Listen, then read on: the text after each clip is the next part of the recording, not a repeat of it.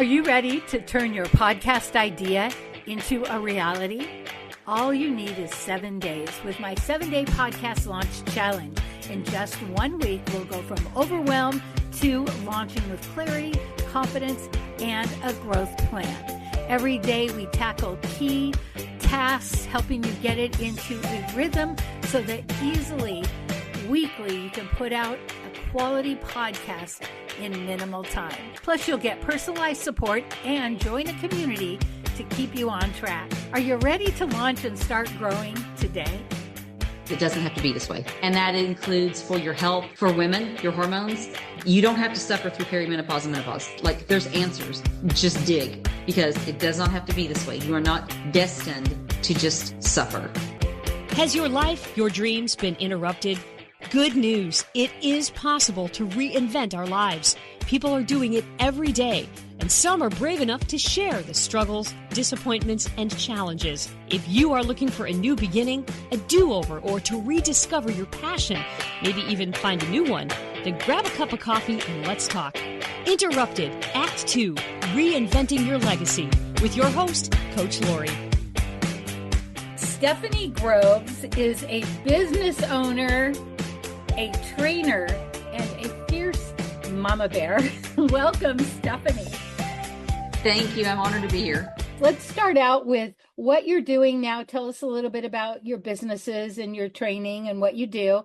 And then we'll move on to what your interruption was that got you there. I am in the beauty industry. I've actually technically been in and out of the beauty industry since I was 18, now 50. I am a business owner, own a beauty service business. I do body and face sculpting, cellulite reduction, teeth whitening reduction. And my main love is health coaching. So that is my absolute passion. And then I also have a business where I sell educational courses that teach you how to take a brick and mortar business, direct sales business, an affiliate business, and take it from A to Z to scale you online, setting up funnels, automation. I didn't create the courses. I'm a reseller, so I resell the courses. I do know the creator of them, or you can sell the courses yourself. So it's kind of a multifaceted. And I also train. So I train people to do the body sculpting, which is what I'm trying to kind of flip my business over into, is training others to do what I do. My other passion is just my family. Were you always interested in the body sculpting? I started out in cosmetology. So I was doing hair. Originally, when I did hair, it was in the South, so in the southern portion of Virginia. I was about a month from finishing, or a couple months. I got really sick with my first pregnancy. It was my lungs. I did not know what it was at the time. They kept saying it was bronchitis. I had to come out because I needed to get well to be able to have a baby. Fast forward down the road, I went back to school at Gene Juarez in Seattle, Washington. I was over halfway through the program and I got really sick. It was very embarrassing. I would be doing someone's hair and my nose would start bleeding. I would have to run to the bathroom and I would be coughing up blood. It was just horrible. And then one day I woke up and pretty much half my eyes were filled with blood. Like, it was just horrible. Went to the doctor. So here I am. I'm going through a divorce. I'm thinking I'm going to use this to set me and my kids up to be able to take care of them. The rug just got pulled out from under me. And I went to the doctor. She sent me to a specialist and he said, you have toxic chemical burns to your respiratory system. About 1% to 2% of the population of the entire world has this condition. You have to stop now or you're going to be dead in a month. And I was in utter shock. And I started to say something to him and he stops me and he goes, I could put you in a hazmat suit and it's still not going to help. Like, it's done. You have to get out. It was the biggest blow I think I've ever had. I came out of that and then I had gotten on at Nordstrom. I started out as a Bobbi Brown rep and then there was a big shift at that time at Nordstrom. They were doing a lot of layoffs. I was retained, which was amazing because I'd only been there a month and they retained me. And then about 6 months later, I was same thing. I was coughing up blood. My eyes were filled. It was terrible. And I realized it was the perfume and I didn't even think about it. I had no clue that was going to affect me in that regard. I had to come out of that. This time it was different. And this was when the battle with the medical community really happened. So the battle started happening because I was really blurry in my right eye. I was dropping things. I couldn't hardly get out of bed. It was terrible. And I've been going through this for a long time. I was kind of gaining weight. Nothing made sense. Going to the allopathic community. I did have a wonderful doctor in Seattle. Fast forward, they did all these MRIs, all this testing on me. They thought I was having MS, strokes, and everything was coming back. No. I went to a neurologist. My current husband and I walked in and I sat down and I'm just starting to tell him what's going on. Didn't even make it 2 minutes into the conversation. There's nothing wrong with you. You're making it up. It's all in your head. And at that time, I just kind of stopped and I looked at my husband and I was like, did he just, what? It was like, are we being punked? I looked at him and was like, I'm not faking this. What are you talking about? He cut me off again and said, you're just wanting attention. You're making this up. There's nothing wrong with you. And in that moment, it was without being stunned. My husband was like, we need to get out of here now. Like he was so irate. We get to the car. I just break down crying and I'm not a crier. And I just break down crying. And I'm like, I'm crying because I'm pissed. I was so angry. My husband said, well, we have to find an alternative. We have to seek out something else. That's when I went into naturopathic medicine. And I found it was McQuinn Naturopathic at the time. I went to Beth. I was just despondent. And she said, let's run the panel. So I went and had my blood drawn. It's about 10, 12 tubes of blood. And I still had no hope because I had been just crushed with everything I'd been told. 4 weeks later, I walk into her office, I sit down and my mind is set. She's going to tell me there's nothing wrong. Like my mind was already set. And she looked at me and said, you're not crazy. You're really sick. And that validation, it's like, okay, I really am sick. I had Epstein-Barr virus, but it had been raging in my body for so long that my organs were kind of shutting down. Like it took us a little while to get it in remission, but once it got into remission, it stayed. And I've kept it in remission all these years. So about 2010 to now, we have tested periodically throughout the time, then started my next journey, kept saying, why am I gaining weight? And this was my late 30s. So I went from like being in the best shape of my life and I lifted weights. I've been lifting weights since my late 20s. I was an athlete in high school, danced in college. I'd always been fit. All of a sudden, everything went downhill. Late 30s. And at this time, nobody talked about hormones. Nobody talked about perimenopause. Nobody talked about what to expect. I had gone through a naturopath. They were all wonderful, but there's certain things that you can outgrow a naturopath or a functional medicine doctor if they're not specialized. So I had advocated for myself for years. And finally, around 2021, I got my gut testing. I had advocated and I got my gut testing. And it came back horrible. Celiac disease, SIBO, had candida overgrowth. It was a mess. And I had been doing this at this point in time for about 11 years. They meant well, but everything they did made it worse. And I'm not kidding. Maybe this is TMI. I was in the bathroom 15 to 20 times a day for 13 years. So this was 13 years. I was like this. Fast forward 2 years and I came across Dr. Anthony Chafee and it was carnivore. I listened to his lecture at UW. My husband came home and I had him watch it. And he said, this makes sense. I started the carnivore. Within 3 months, I had reversed everything except my celiac and I had my life back. At the same time frame, I had found a naturopathic doctor who really did know hormones. At the time I was doing pelleting. So I'd started, my testosterone was flatlined, completely flatlined. And my doctor told me if I would have gone to an allopathic doctor, even an endocrinologist, they would have told me my level was fine and they would have sent me home. Fast forward to around, I had started kind of a little supplementation, but from March to May, for the first time in 13 years, I dropped 30 pounds just with ease. And I'm working out. I'm doing all, so I call it all the things, right? So I'm eating the way I need to eat. I'm supplementing the way I need to supplement.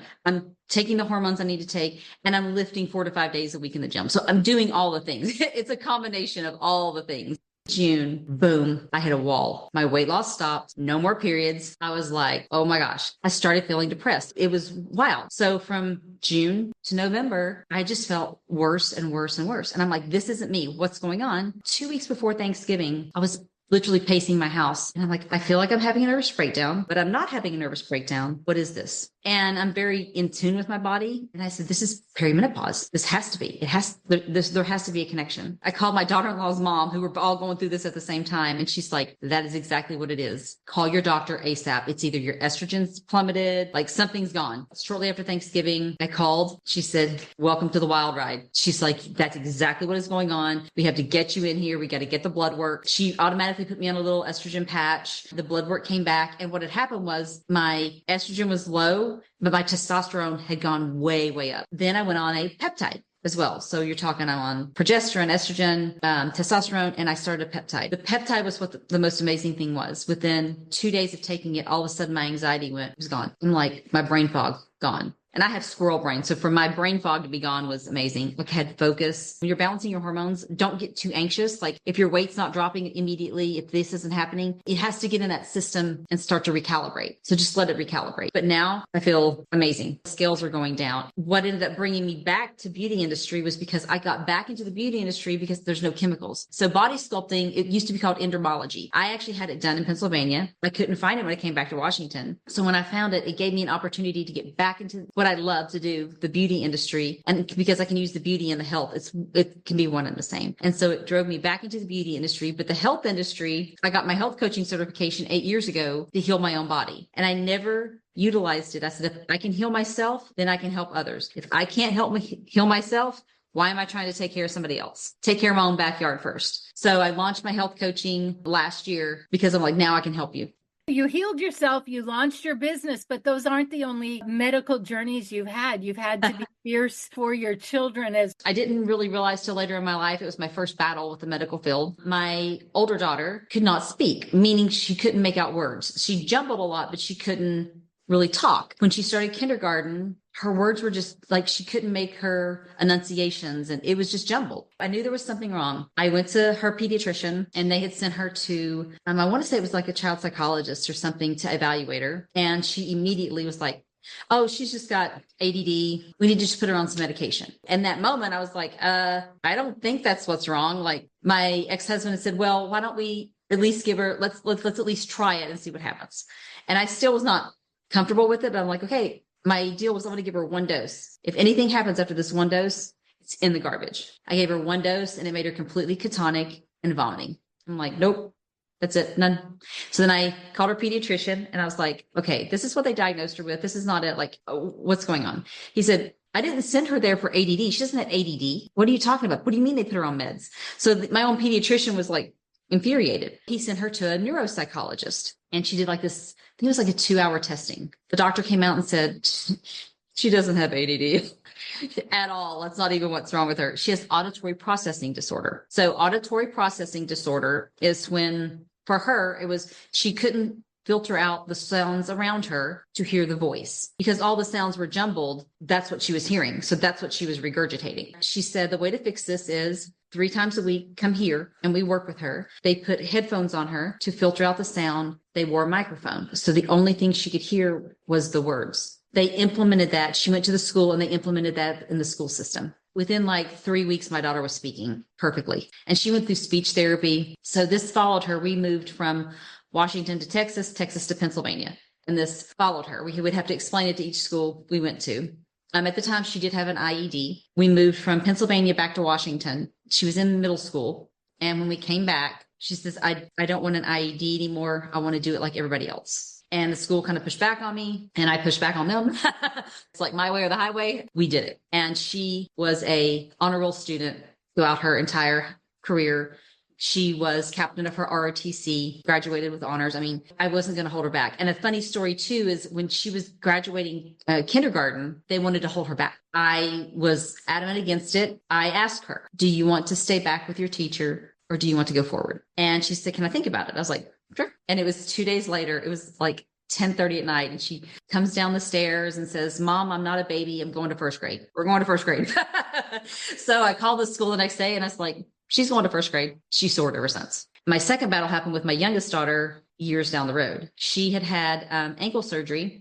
She's a volleyball player and her ankles, the tendons were slipping off because the bone was smooth instead of grooved. So she had an original surgery on one of her ankles. Surgery went flawless. She healed. It was great. Well, it turns out that the same thing was wrong with the other one. She had a surgery. It didn't take right. So they had to go back in. And the second time they went back in, it wasn't the physician, but the anesthesiologist did a nerve block. Usually you're awake, I guess, during a nerve block and they put her to sleep. There was a severing of like nerve damage. Her foot wouldn't go to a 90-degree angle. It was like her brain. It wouldn't tell her foot to go to 90 degrees. So from there, she got into an AFO. What's an AFO? It's a custom built a leg restraint. So basically it goes into her shoe and she straps it around a brace. It's basically like a brace and it would keep her foot at 90 degrees. And she had to sleep in a brace at night that kept her foot at 90 degrees to try to keep it from like atrophying. This went on for years. She even had another surgery at hard review by a specialist. When he did the surgery, he showed me she was asleep and her foot was at 90 degrees. I was telling him, wait a minute,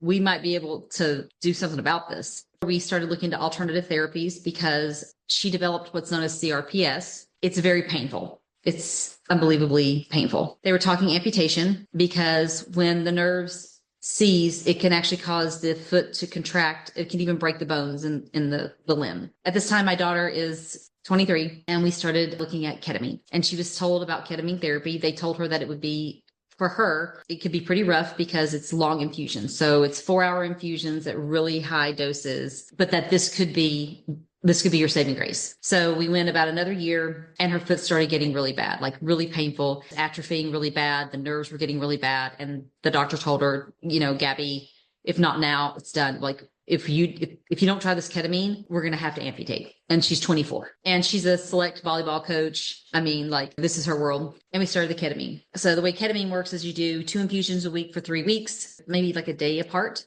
or so, maybe 2 days. And her first 2 infusions, she was pretty nauseous after the first one. The second one, she was okay. The next 2 were absolutely brutal. It was just brutal. The next 2, she did amazing. Because they have to kind of get your anti-nausea medication right and everything, you know? And after that, she started physical therapy hard. Like, it's very intense physical therapy that you have to do after you do this ketamine. Within a month after the ketamine and a month after physical therapy, after 6 years, 5-6 years. Yeah. She's out of her AFO. She's wearing regular shoes. She's now able to jump again to train her players. She's working out again. So her world changed. And now they told her she could go 2 months without ketamine for maintenance. She made it 5 months. She just had her maintenance infusion. It was pretty rough, but she had her maintenance infusion, but she made it 5 months when they were only said she probably would only make it 2. That was another that we had in the medical field, but looking for alternatives to that. It worked. I mean, it's incredible. There's so much out there that can help that's the medical community doesn't really like because they don't make money, quite honestly. That's why we've had our health battles, but we've overcome. And I think that's what I always tell people, like, don't give up. I spent 13 years not giving up. I spent years with my daughter not giving up. Both my daughters. That's just what I want to encourage people. Like, be your own advocate. They don't own you. Your doctor doesn't own you. Nobody owns you. Be your own advocate. And that's just really what I want people to know. And that's one of the things, like with my health coaching, it's helping people get to that place of thriving. I don't want people to just survive in life. We are not meant to survive. We are meant to absolutely thrive in all aspects of life, including our own health. Fighting for your health, absolutely. Fight as much as you can. And if you outgrow your doctor, it's okay to go to another one. That's okay. If somebody wants to work with you, what's the best way for them to get in touch with you? Email via my Instagram. I have 2 Instagrams, one's for my digital, one's for my health and beauty. Reach out through those. My Instagram is at Elegant Sculpt and Renew. And then my email is just stephanie.n.groves, GROVES @gmail.com. Before we go, what is it that you really want us to know? My saying is it doesn't have to be this way. And that includes for your health, for women, your hormones. You don't have to suffer through perimenopause and menopause. In life, you don't have to, like, there's answers. Just dig, keep finding, because it does not have to be this way. You are not destined to just suffer. That's nobody's destiny. It should not be anybody's destiny. My daughter's CRPS, it was unbelievably, they call it the suicide disease. I mean, it's that kind of pain. It doesn't have to be this way. Look for the alternatives and live life to the fullest. Stephanie, before we go, you had mentioned your work with peptides. So Can you peptides talk are a little bit about they're a that? little misunderstood, and they've been given kind of a bad rap. So I'm just going to throw the bomb in there. Semaglutide, tirzepatide, those are peptides. That's what they are. The difference is when you're getting them from a research facility or a compounding facility, they're not made the same way that the big pharma is making the pre-filled pens. Peptides are regenerative, including like tirzepatide. I mean, it's been shown to regenerate the gut, the brain, the liver. It's a regenerative. It's not the peptides. The peptides in the allopathic community are being given in pre-filled pens at high doses. The peptides now, I don't know how Big Pharma is making the peptide. They kind of co-opted it. So peptides have been around for about 20 years. Big Pharma kind of co-opted it. When I speak of peptides, I speak from the compounding aspect, not the Big Pharma aspect. But Big Pharma is the one, the doctors, allopathic doctors are not using compounding pharmacies. They're using Big Pharma. They're pre-filled pens, but they're high doses. It's not the peptide. It's the dose. If I take a vitamin C, I'm going to be great. If I take a whole bottle, it's going to hurt me. If I take a gallon of water, I'm okay. If I drink my 5-gallon water, it's going to kill me. Anything that's good can be harmful. It's the dose. There's other peptides that help with inflammation. There's peptides that help with sleep, peptides that help with muscle growth and muscle retention, your brain.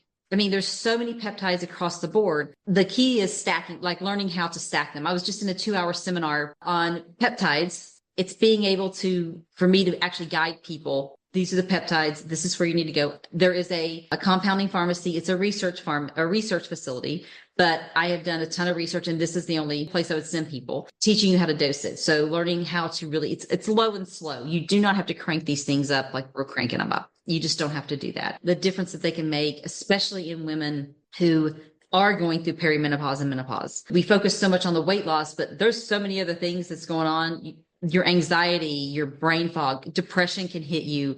I mean, you feel so scattered. These can calm all that down, and they're completely safe, absolutely safe. And especially in low microdose or low dosing them. There's just a world of difference when you start using them, and just like I said, knowing how to stack them. And there's so much misinformation that's being given. And the reason is there's so many peptides that could absolutely replace everything that's in big pharma. Absolutely. For pennies on the dollar. So if somebody wanted to try peptides, if they thought that sounds like what I need, would they call you? You could contact me. Yes. Yeah. I mean, it's incredible what peptides can do. Regeneration of the liver as well. Like, it's crazy. Yeah. Well, thank you so much. I'm just very honored that I got to meet you. Yeah. If you love this podcast, here's a big ask. Will you share with your friends and family, subscribe, give us a review, and a 5-star rating so that others looking to reinvent their lives will be able to get the help they're looking for? Thank you in advance.